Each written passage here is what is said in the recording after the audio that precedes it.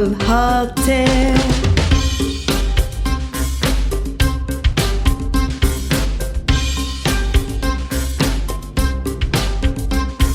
Lolla, ta fram kopp og fat. Lolla, ta fram kopp og fat. Lolla, ta fram kopp og fat. Det skal bli mat.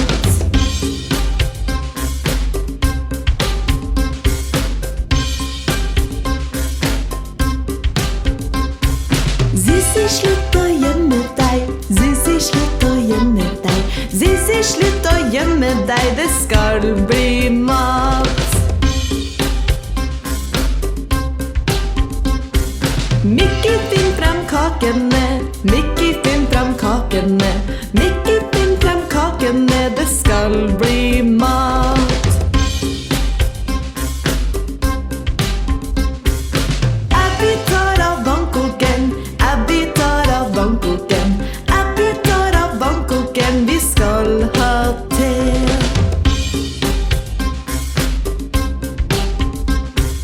Syltetøy på brødskive. Syltetøy på brødskive. Syltetøy på brødskive. Det skal bli mat.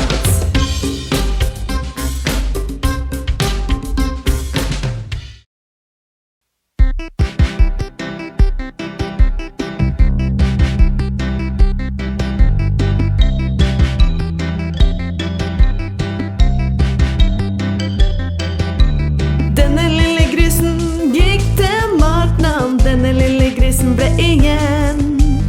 Denne lille grisen spiste og spiste. Den andre hadde ingenting igjen.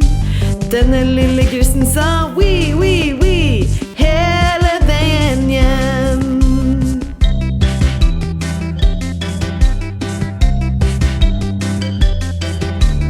Denne lille grisen gikk ned gata. Denne lille grisen rullet rundt. Denne lille grisen spiste godteri. Den andre hadde ingenting igjen. Denne lille grisen sa wii, wii, wii hele veien hjem.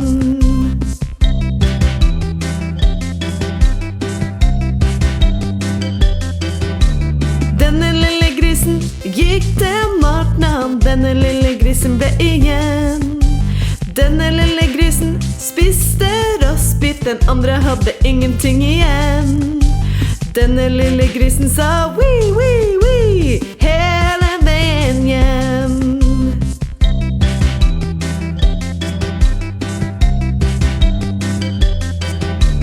Denne lille grisen løpte fort. Denne lille grisen satt seg ned. Denne lille grisen hoppet opp. Denne lille grisen sa ha det. Denne lille grisen sa wii, wii, wii hele veien hjem.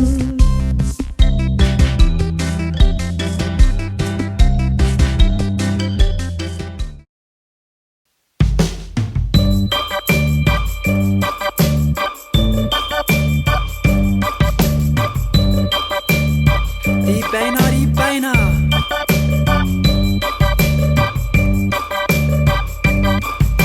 De beina, de beina. De rare beina. De beina, de beina. De rare beina. De beina, de beina. De rare beina. De beina skal gå omkring. Tåbeinet henger fast i fotbeinet. Fotbeinet henger fast i ankelbeinet. Ankelbeinet henger fast i legbeinet. Slik henger vi i hop.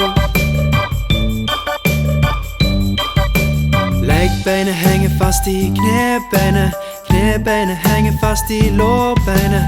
Lårbeinet henger fast i hoftebeinet. Slik henger vi i hop. De bena, de bena. De rare bena. De bena, de bena. De rare bena. De bena, de bena. De rare bena. De bena skal gå omkring. Hoftebeinet henger fast i ryggraden. Ryggraden henger fast i nakkebeinet. Nakkebeinet henger fast i skallebeinet. Slik henger vi i hop. Fingerleddet henger fast i håndleddet. Håndleddet henger fast i albuleddet. Albuen henger fast i skulderleddet, slik henger vi ihop. De beina, de rare beina, de beina, de rare beina, de beina, de rare beina, de beina skal gå omkring.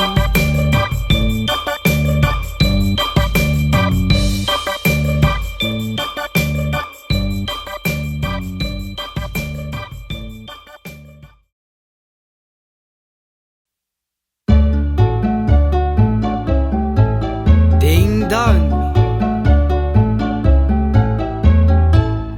dong dønn, katten i en brenn. Hvem gjorde det? Det var herr André. Hvem hjalp til? Frøken Bodil. Det var ikke kjekt for katten, nei, som ble veldig redd og lei, som alltid var så kjekk, men skremte alle musene langt, langt vekk.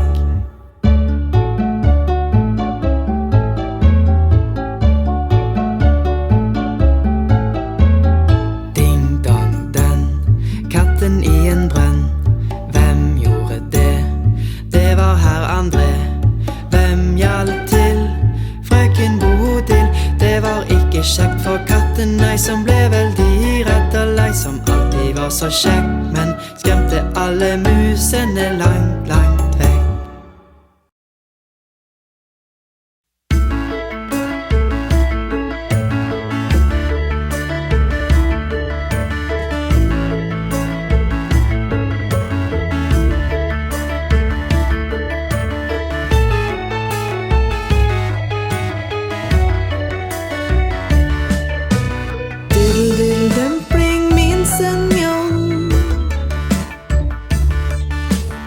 Gikk til sengs med buksene på. En sko av og en sko på. Diddle diddle dumpling min senjong.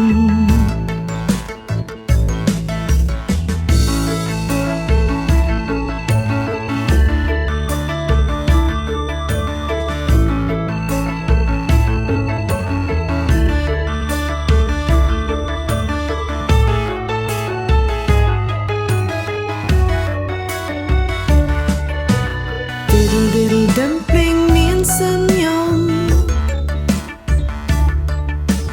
Gikk til sengs med buksene på. En sko av og en sko på. Diddle diddle dumpling min senjong.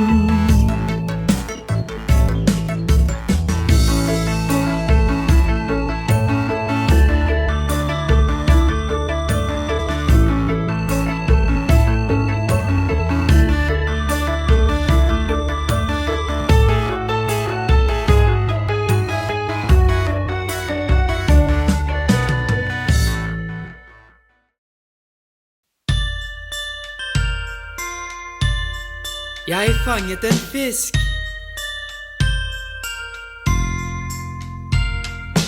En, to, tre, fire, fem. Så fanget jeg en fisk igjen. 6, 7, 8, 9, 10. Så lot jeg den gå ut i det fri. Hvorfor lot du den bare gå? Fordi den bet min finger så. Hvilken finger bet den på? Den som er så rød og blå.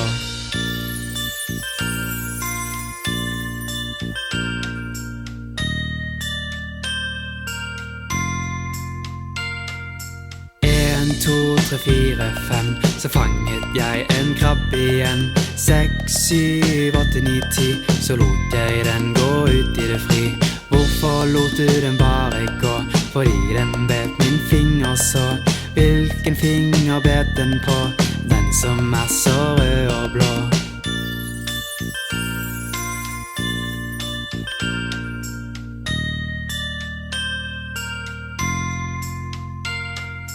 En, to, tre, fire, fem. Så fanget jeg en krabbe igjen. 6, 7, 8, 9, 10. Så lot jeg den gå ut i det fri.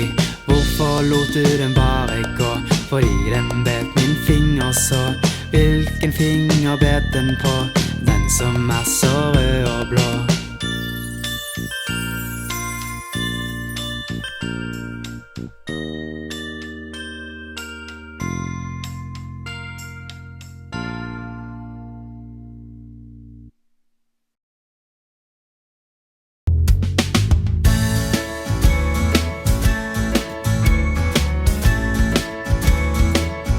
Mr. Sol.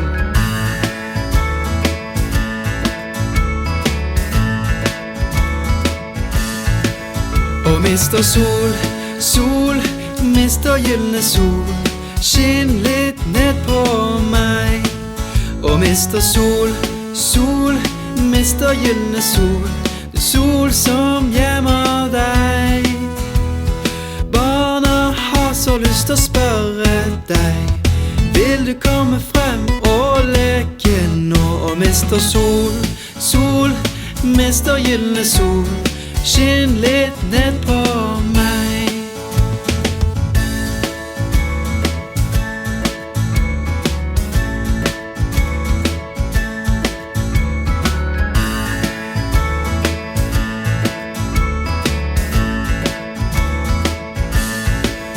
Og Mr. Sol, sol, Mr. Gyldne Sol, skinn litt ned på meg. Og Mr. Sol, sol, Mr. Gyldne Sol, du sol som gjemmer deg. Barna har så lyst til å spørre deg, vil du komme frem og leke nå? Og Mr. Sol, sol, Mr. Gyldne Sol, skinn litt ned på meg.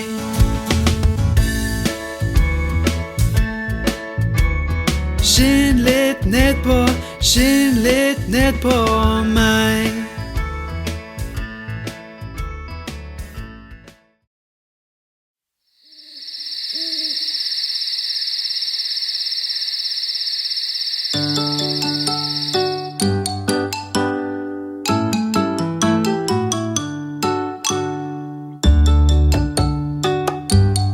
Ti i senga. Det var 10 i en seng, og den lille sa rull over, rull over. Så rullet alle over, og en falt ut.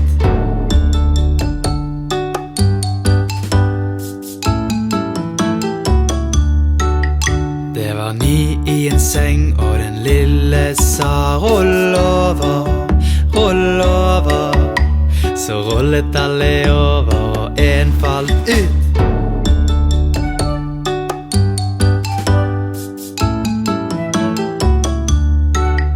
Det var 8 i en seng, og den lille sa rull over, rull over.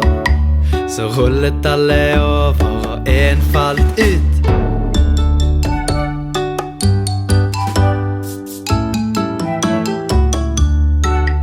Det var 7 i en seng, og den lille sa rull over, rull over. Så rullet alle over, og en falt ut.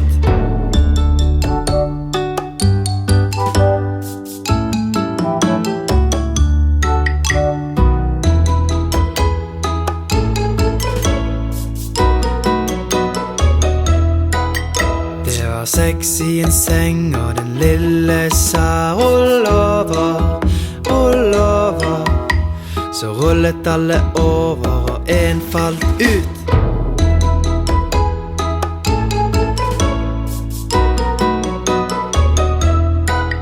Det var 5 i en seng, og den lille sa rull over, rull over. Så rullet alle over, og en falt ut.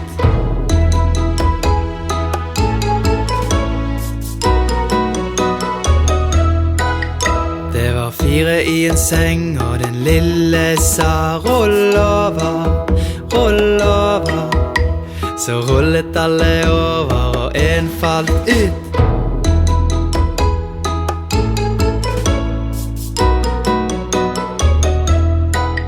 Det var 3 i en seng, og den lille sa rull over, rull over. Så rullet alle over, og en falt ut. Det var 2 i en seng, og den lille sa rull over, rull over. Så rullet alle over, og en falt ut. Det var 1 i en seng, og den lille sa godnatt, godnatt,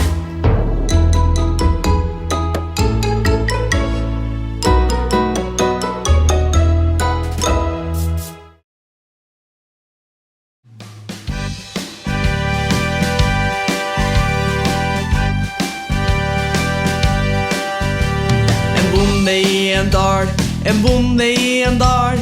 Hei sann og tralala, en bonde i en dal. Bonden og sin kone, bonden og sin kone. Hei sann og tralala, bonden og sin kone. Kona med et barn, kona med et barn. Hei sann og tralala, kona med et barn. Barnet med ei ku, barnet med ei ku. Hei sann og tralala, barnet med ei ku. Kua med en gris, kua med en gris. Hei sann og tralala, kua med ei gris.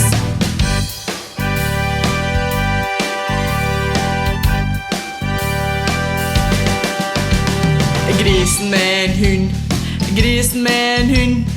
Hei sann og tralala, grisen med en hund. Hund med ei katt, hund med ei katt. Hei sann og tralala, hund med ei katt. Katta med ei mus, katta med ei mus. Hei sann og tralala, katta med ei mus. Musa spiser ost, musa spiser ost. Hei sann og tralala, musa spiser ost. Osten står alene, osten står alene. Hei sann og tralala, osten står alene.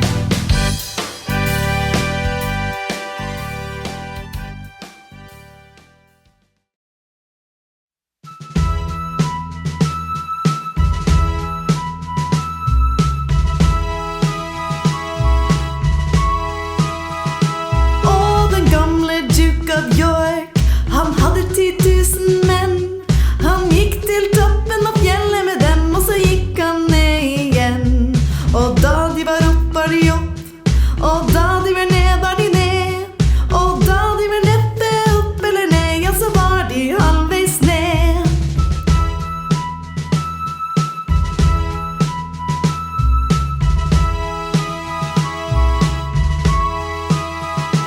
Og den gamle Duke of York, han hadde 10 000 menn.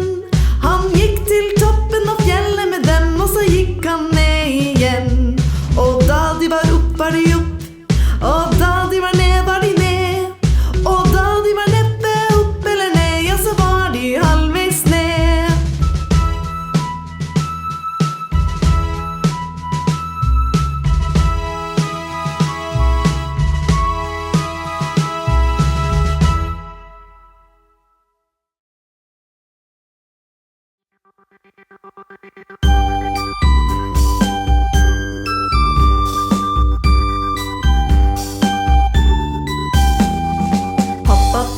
Pappa Finger, hvor er du?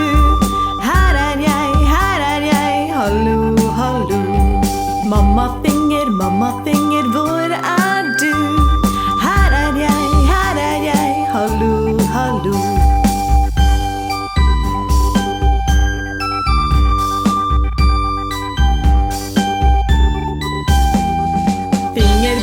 Fingerbror, hvor er du? Her er jeg, hallo, hallo. Fingersøster, hvor er du? Her er jeg, hallo, hallo. Babyfinger, hvor er du? Her er jeg, hallo, hallo.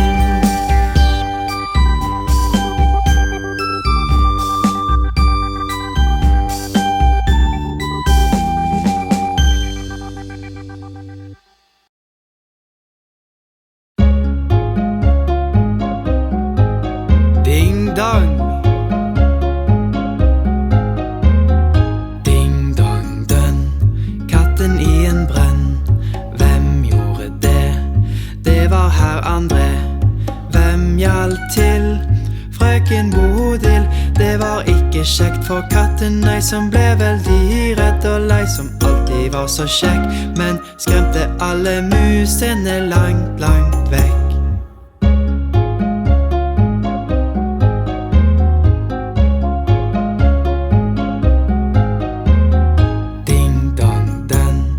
Katten i en brenn. Hvem gjorde det? Det var herr André. Hvem hjalp til? Frøken Bodil. Det var ikke kjekt for katten, nei, som ble veldig redd og lei, som alltid var så kjekk, men skremte alle musene langt, langt vekk.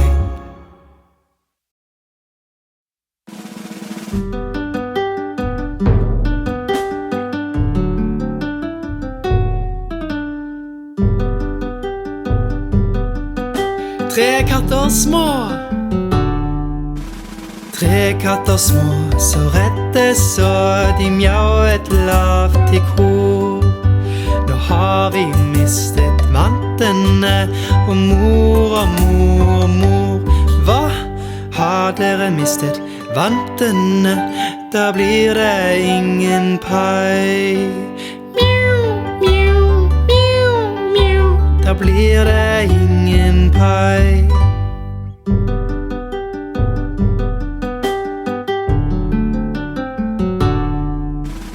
Tre katter små, så redde så de mjauet lavt i kor. Nå har vi mistet vantene, mor, hva? Har dere mistet vantene? Da blir det ingen pai. Da blir det ingen pai.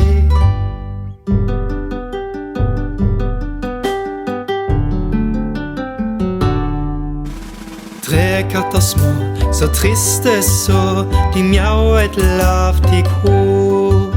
Nå har vi funnet vantene, og mor, hva? Har dere funnet vantene? Så flott at dere har. Da skal dere få pai.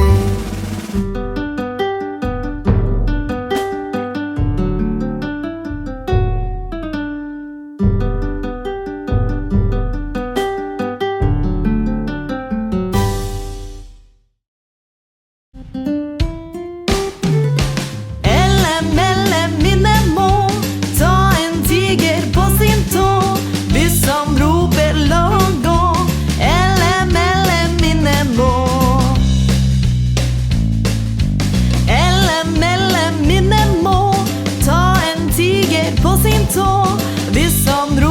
la han gå.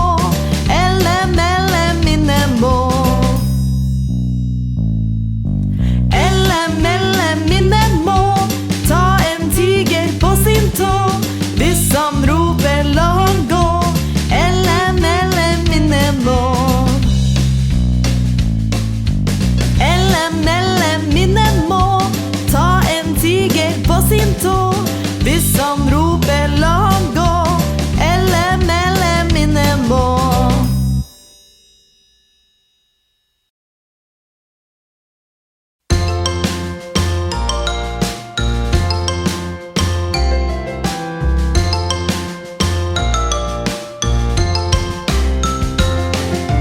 Gamle kong Kål var en gammel mann, og en veldig glad mann var han. Han spurte etter pipen hans, og etter en spelemann. Hver spelemann hadde en fele, og en veldig fin fele hadde han. Så merkelig en ting er ingenting som kan komme en spelemann.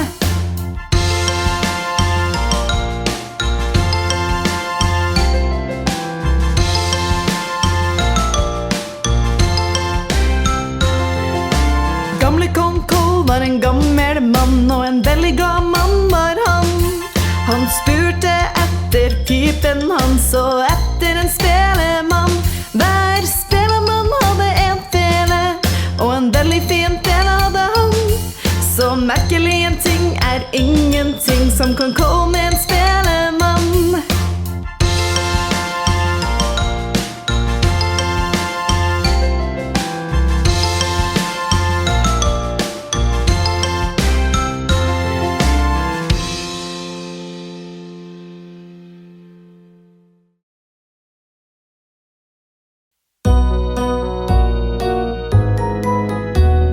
Lille lam. La la la la la la la la la la la la la la la la. Bæ, lille lam, har du noe øl? Ja, ja, kjære barn, jeg Søndagsklær til far og søndagsklær til mor, og 2 par strømper til bitte lille bror.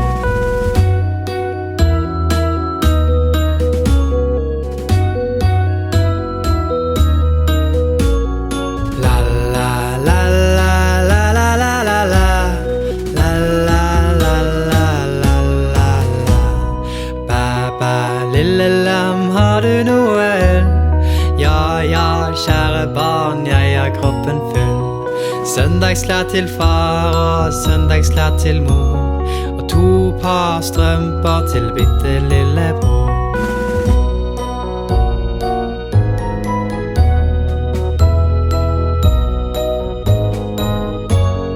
La la la la la la la la la la la la la.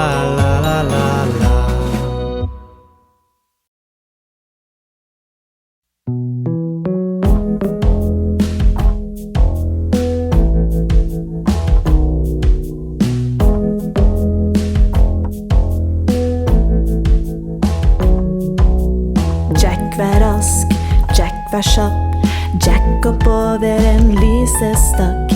Jack opp høyt, Jack opp lavt, Jack opp inn i det store hav.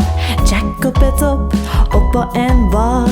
Jack opp et opp, og hvalens hale. Så fløy Jack opp i lufta igjen, og endte opp med sin kjære venn.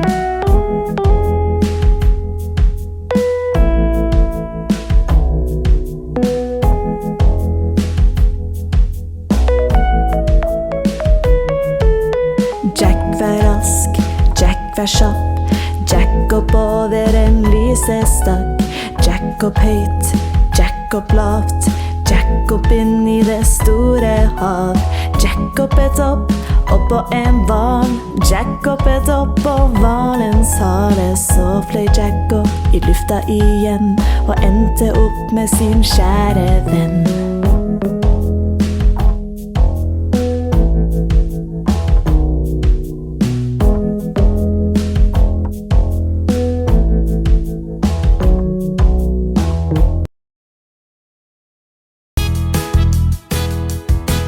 Gratulerer med dagen! Gratulerer med dagen, gratulerer med dagen, gratulerer fra alle oss. Gratulerer med dagen.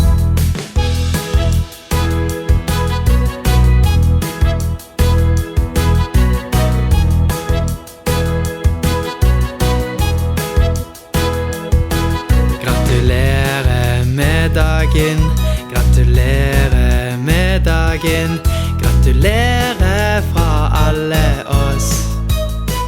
Gratulerer med dagen.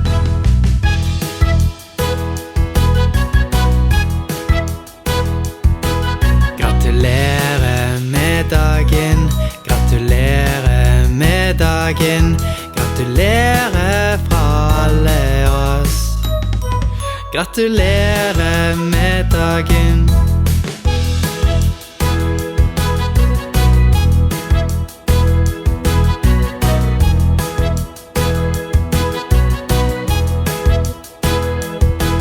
Gratulerer med dagen, gratulerer med dagen, gratulerer fra alle oss. Gratulerer med dagen.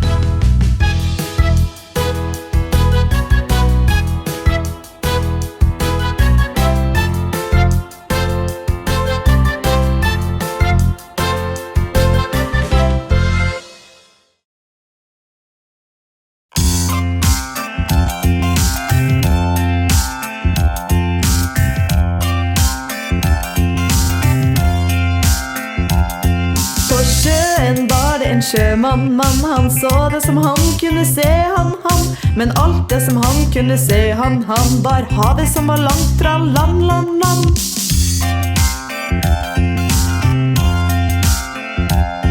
På sjøen var det en sjømann, han så det som han kunne se, han. Men alt det som han kunne se, han var en hval som var langt fra land.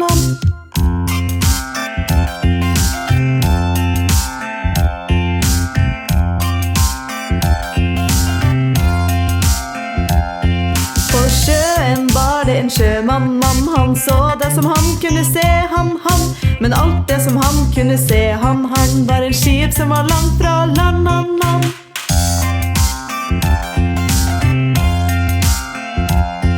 På sjøen var det en sjømann, han så det som han kunne se, han.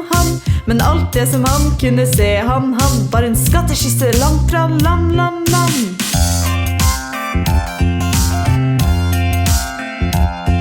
På sjøen var det en sjømann, han så det som han kunne se, han. Men alt det som han kunne se, han var havet som var langt fra land.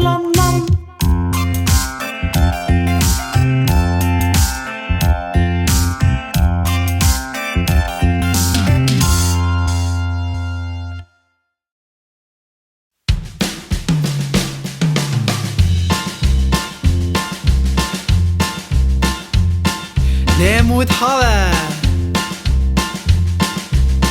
ned mot havet, og melonene vokser til mitt hjem, hvor jeg ikke vil gå, for hvis jeg gjør, vil min mor si. Så du en slange med kaker i fanget, ned mot havet, hvor melonene vokser til mitt hjem, hvor jeg ikke vil gå, for hvis jeg gjør, vil min mor si. Har du sett en solstol under et vepsebol, ned mot havet?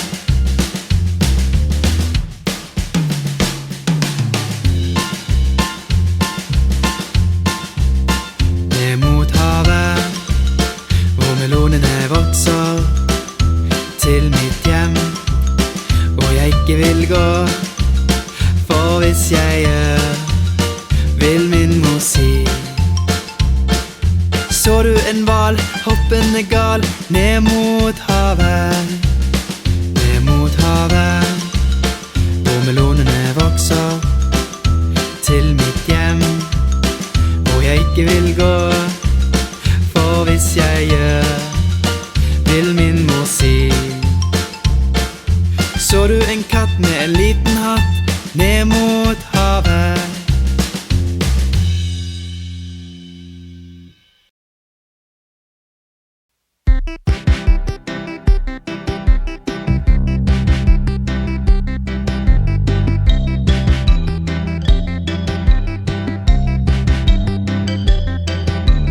Denne lille grisen gikk til marknavn, denne lille grisen ble igjen. Denne lille grisen spiste og spiste, den andre hadde ingenting igjen. Denne lille grisen sa wii, wii, wii, hele veien hjem.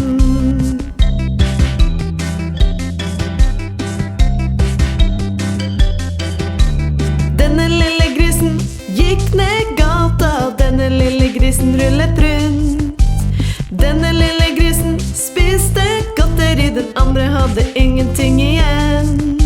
Denne lille grisen sa wii, wii, wii, hele veien hjem.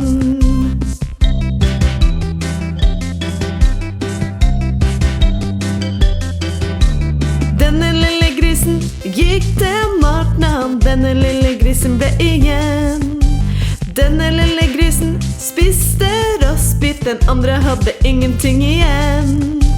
Denne lille grisen sa wii, wii, wii, hele veien hjem.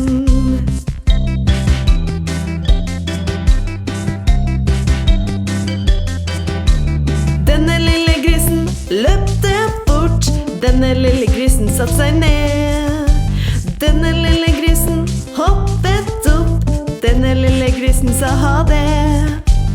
Denne lille grisen sa wii, wii, wii, hele veien hjem.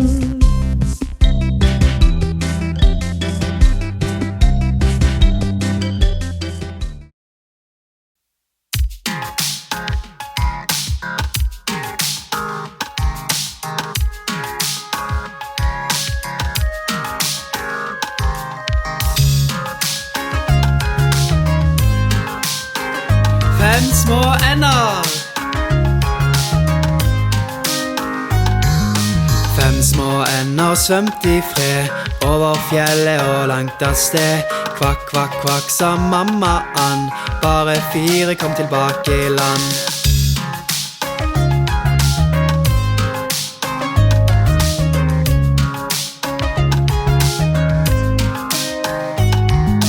4 små ender svømte I fred over fjellet og langt av sted. Kvakk, kvakk, kvakk, sa mammaen. Bare 3 kom tilbake I land.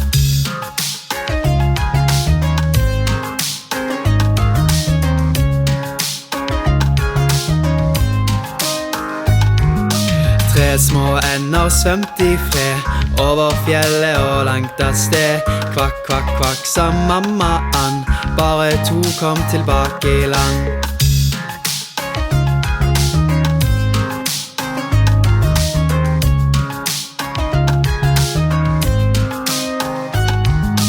2 små ender svømte I fred over fjellet og langt av sted.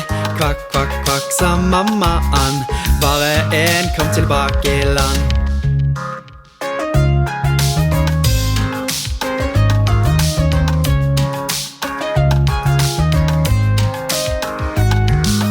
1 liten and, han svømte I fred over fjellet og langt av sted.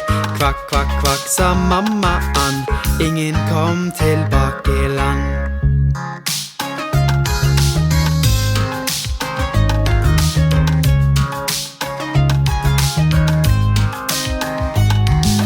1 små ender svømte I fred over fjellet og langt av sted. Kvakk, kvakk, kvakk, sa pappaen. Alle kom tilbake I land.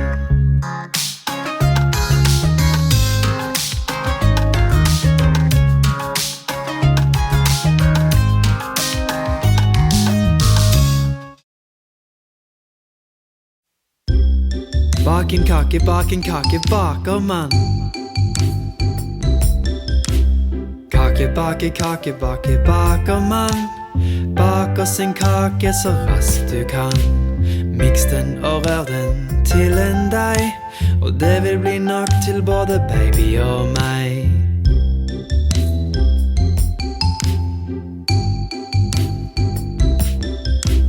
Kake, baker man. Bak oss en kake så raskt du kan. Miks den og rør den med litt vann. Kake, baker man.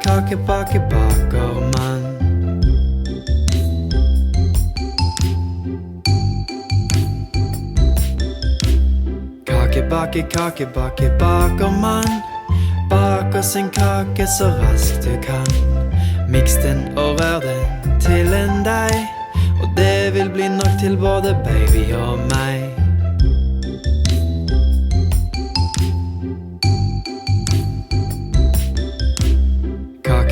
Kake, baker man. Bak oss en kake så raskt du kan. Miks den og rør den med litt vann. Kake, baker man.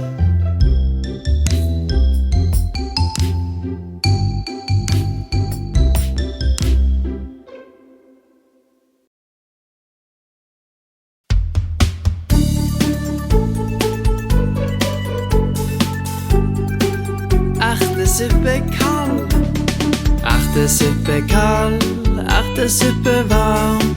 9 dager har den stått på vår farm. Kan spises kald, kan spises varm. 9 dager kan den stå på vår farm.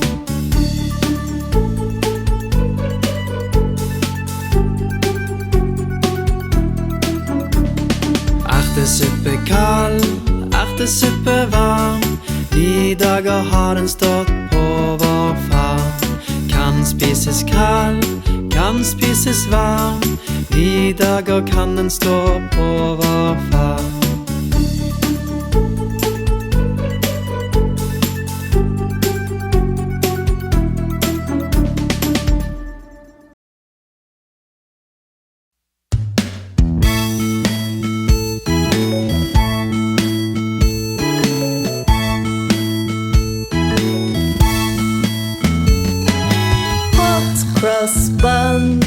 Hot cross buns.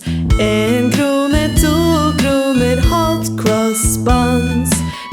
ikke har en datter, så gi det til din sønn. 1 krone, 2 kroner, hot cross buns.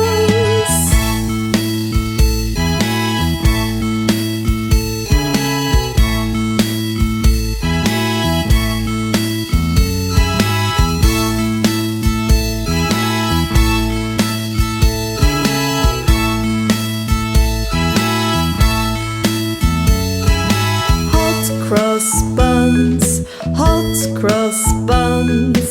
1 krone, 2 kroner, hot cross buns. Spis mens de er varme, spis så veldig mange. 1 krone, 2 kroner, hot cross buns.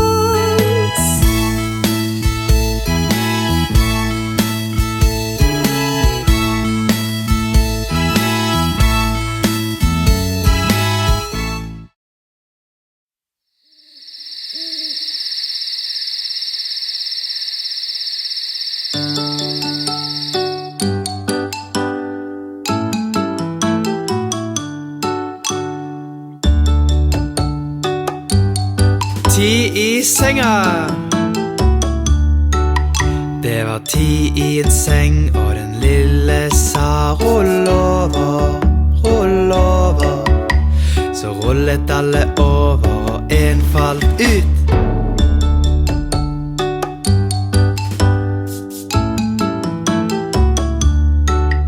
Det var 9 i en seng, og den lille sa rull over, rull over. Så rullet alle over, og en falt ut.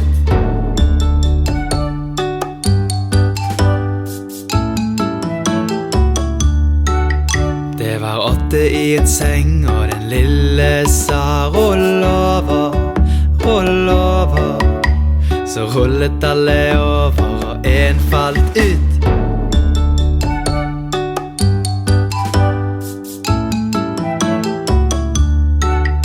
Det var 7 i en seng, og den lille sa rull over, rull over. Så rullet alle over, og en falt ut.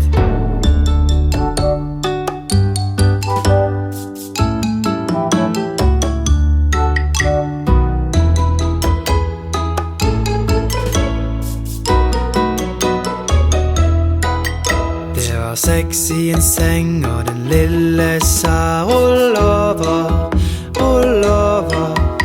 Så rullet alle over, og en falt ut.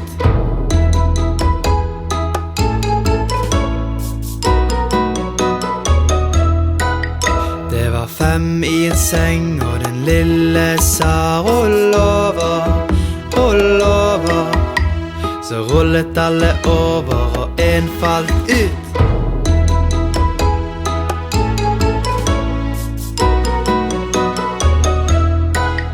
Det var 4 i en seng, og den lille sa rull over, rull over. Så rullet alle over, og en falt ut.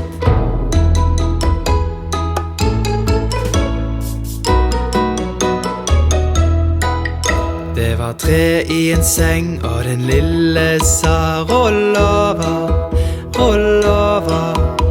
Så rullet alle over, og en falt ut.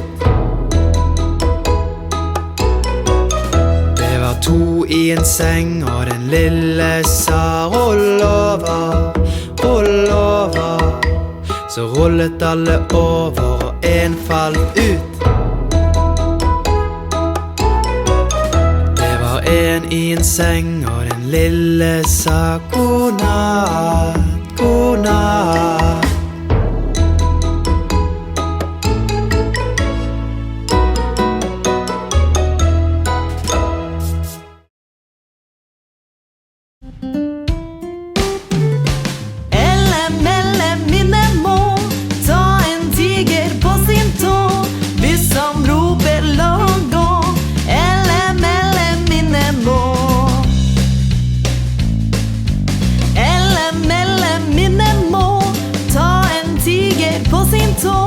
Hvis han roper, la han gå.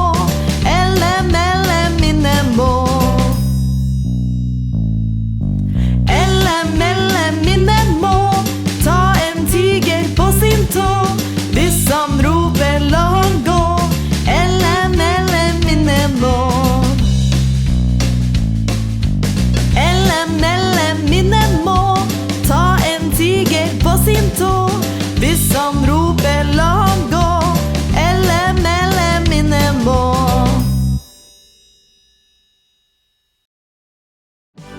Frøken Louise satt og spiste under treet, hun koste seg. En edderkopp kom ned med store steg, og Louise ble redd og lei.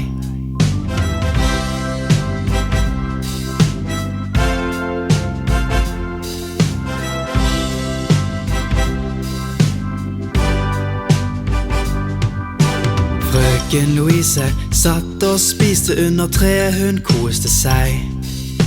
En edderkopp kom ned med store steg, og Louise ble redd og lei.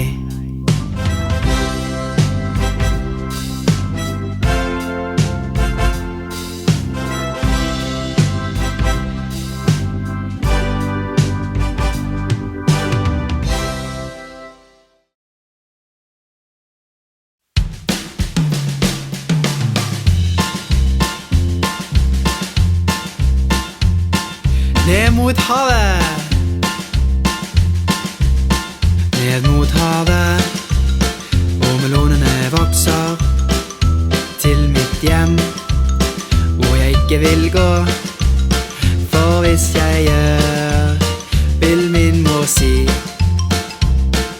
så du en slange med kaker i fanget? Ned mot havet, ned mot havet, hvor melonene vokser til mitt hjem, hvor jeg ikke vil gå.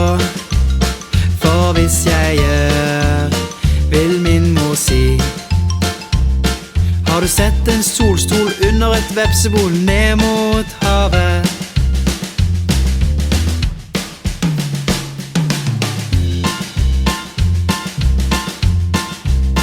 ned mot havet, hvor melonene vokser til mitt hjem, hvor jeg ikke vil gå.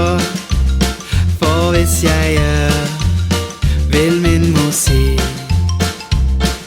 så du en hval hoppende gal? Ned mot havet, ned mot havet, hvor melonene vokser til mitt hjem, hvor jeg ikke vil gå. For hvis jeg gjør, vil min mor si: så du en katt med en liten hatt? Ned mot havet.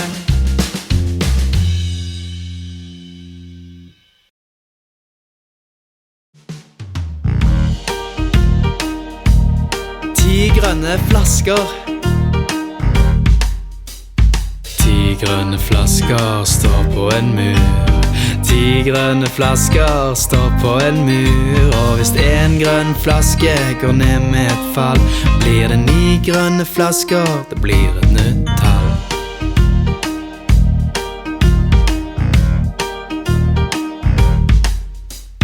Ni grønne flasker står på en mur.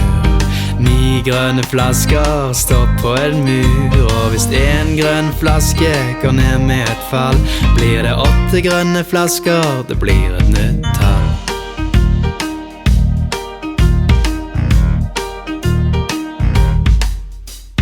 Åtte grønne flasker står på en mur. 8 grønne flasker står på en mur. Og hvis en grønn flaske går ned med et fall, blir det 7 grønne flasker, det blir et nytt tall.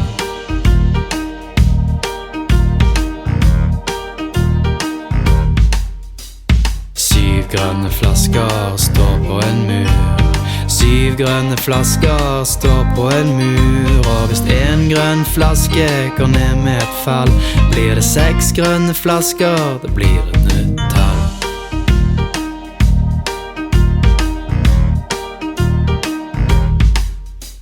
Seks grønne flasker står på en mur.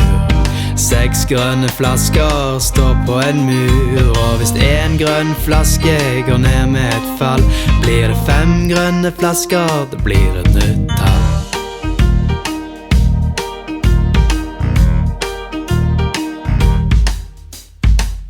grønne flasker står på en mur. 5 grønne flasker står på en mur. Og hvis en grønn flaske går ned med et fall, blir det 4 grønne flasker, det blir et nytt tall.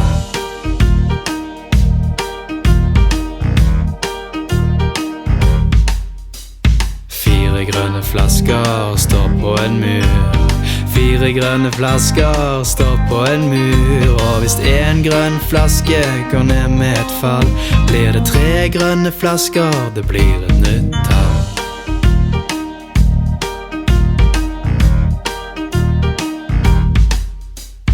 3 grønne flasker står på en mur.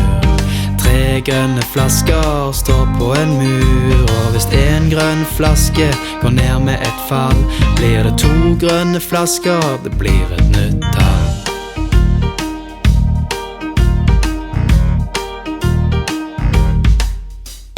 2 grønne flasker står på en mur. 2 grønne flasker står på en mur. Og hvis en grønn flaske går ned med et fall, blir det 1 grønn flaske, det blir et nytt tall.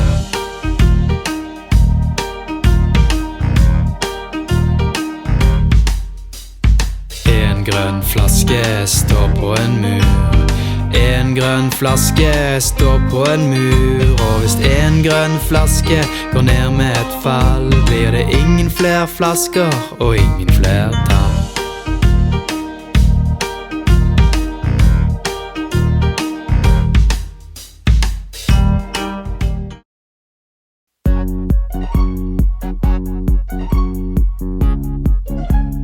Hjulene på bussen.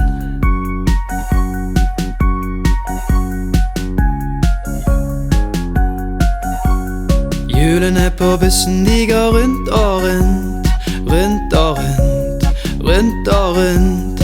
Hjulene på bussen, de går rundt og rundt, gjennom hele byen.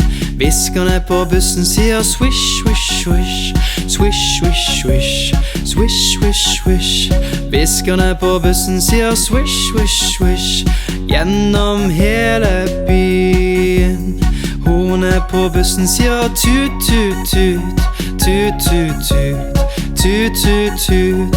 Hornet på bussen sier tut, tut, tut, gjennom hele byen. Vinduene på bussen, de går opp og ned, opp og ned, opp og ned. Vinduene på bussen, de går opp og ned, gjennom hele byen.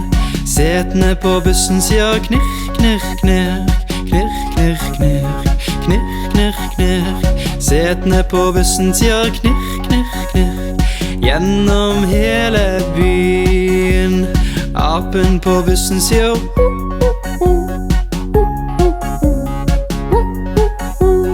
Apen på bussen sier gjennom hele byen. Hjulene på bussen, de går rundt og rundt, rundt og rundt, rundt og rundt. Hjulene på bussen, de går rundt og rundt, gjennom hele byen.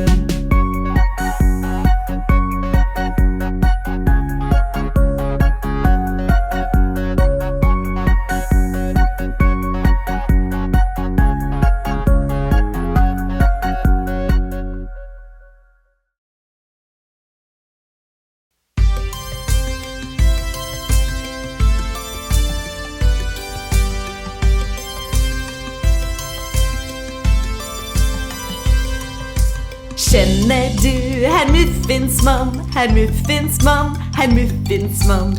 Kjenner du herr Muffinsmann som bor på Drury Lane?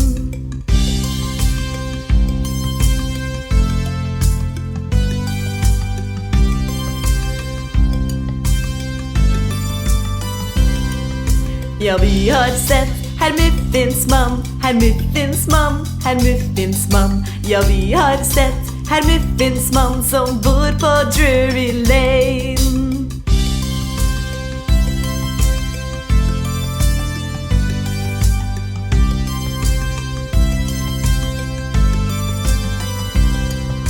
Kjenner du herr Muffinsmann, herr Muffinsmann, herr Muffinsmann. Kjenner du herr Muffinsmann som bor på Drury Lane?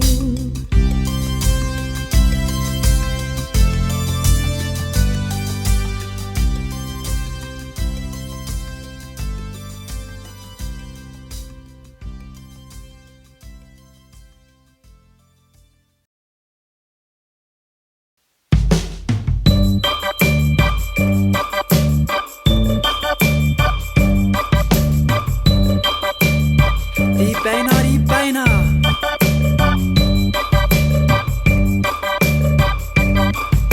De beina, de beina, de rare beina. De beina, de beina, de rare beina. De beina, de beina, de rare beina. De beina skal gå omkring.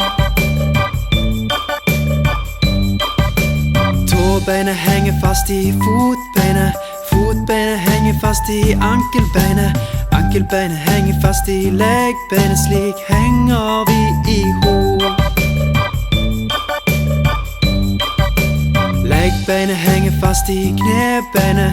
Knebeina henger fast i lårbeina. Lårbeina henger fast i hoftebeina. Slik henger vi i hop. De beina, de rare beina. De beina, de rare beina. De beina, de rare beina. De beina skal gå omkring.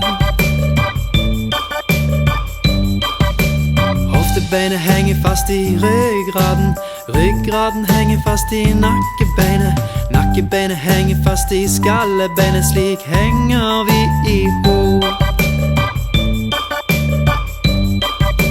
Fingerleddet henger fast i håndleddet. Håndleddet henger fast i albuleddet. Albuen henger fast i skulderleddet. Slik henger vi i hop. De beina, de rare beina. De beina, de rare beina. De beina, de rare beina. De beina skal gå omkring.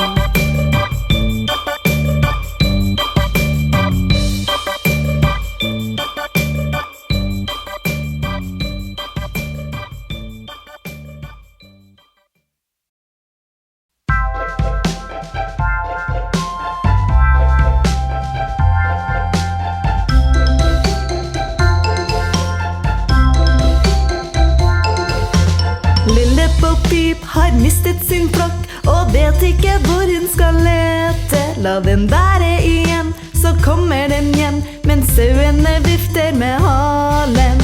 Lille Bo Peep ser etter sin flokk og vet ikke hvor hun skal lete. Hun så